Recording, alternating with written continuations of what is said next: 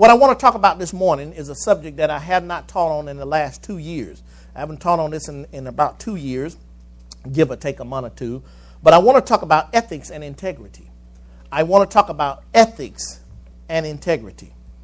And ethics and integrity is so important in your life is because I gotta say it, and can I be plain with you this morning? Yeah. I'm gonna be plain. I'm not gonna sweeten it up, and I'm not gonna water it down. Okay, all right. I'm just gonna be plain with you. Ethics and integrity is missing in a lot of churches. Ethics and integrity is missing in a lot of church folks' lives, Christians' lives.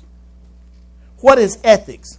Ethics is a moral system, standards, or rules that should govern our lives. Ethics is a moral system of standards, rules, or guidelines that governs our lives. That's what ethics are, okay? And we got to learn to be people of ethic, people of integrity. Well, what is integrity? Integrity, 2 words should always come to your mind when you hear integrity. Honesty and uprightness. Honesty and uprightness should always come to your mind when you hear integrity. Integrity is doing what is right even when no one is looking or even at great personal cost. And a lot of us as Christians, we're not willing to pay great personal cost. So integrity should always be our guide. Go to the book of Proverbs. Proverbs 11 chapter verse 3. Proverbs 11 chapter verse 3. And I can tell you now, I will not finish it today. It usually takes me about 4 Sundays to teach this message on integrity because I don't water it down and I don't cut in the corners. I call a dog and a cat. And I call it just the way it is. And you ever heard that old saying, if the shoe fit, wear it? If the shoe fit, wear it. That's why I say, don't sit here and think this word is not for you this morning. It's for each and every one of us. And this word should convict us in some things that we're not doing because we're not people of ethic, because we're not people of integrity. This word should be convicting us so that we can change. Are y'all still with me? Amen. All right, now watch this. Proverbs 11 chapter verse 3.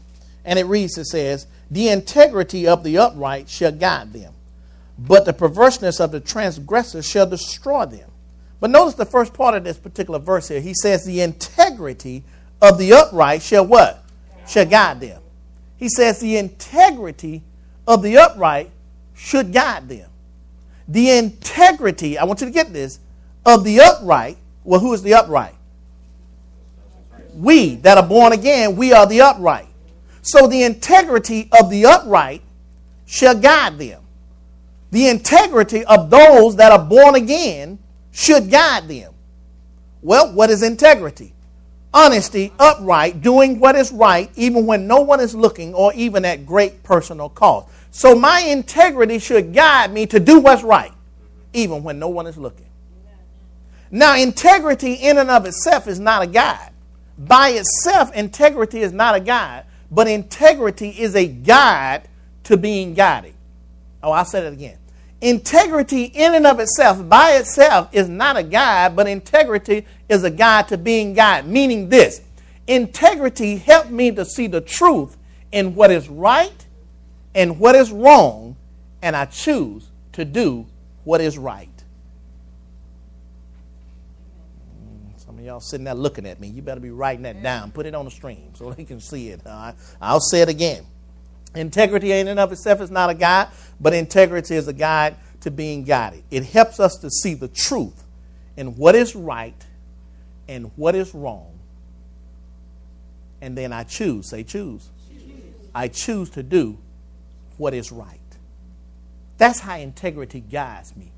I do what I know is right. And that's where we miss it at as Christians a lot of times. Simply because nobody's looking, we'll do what's wrong. Simply because nobody is looking.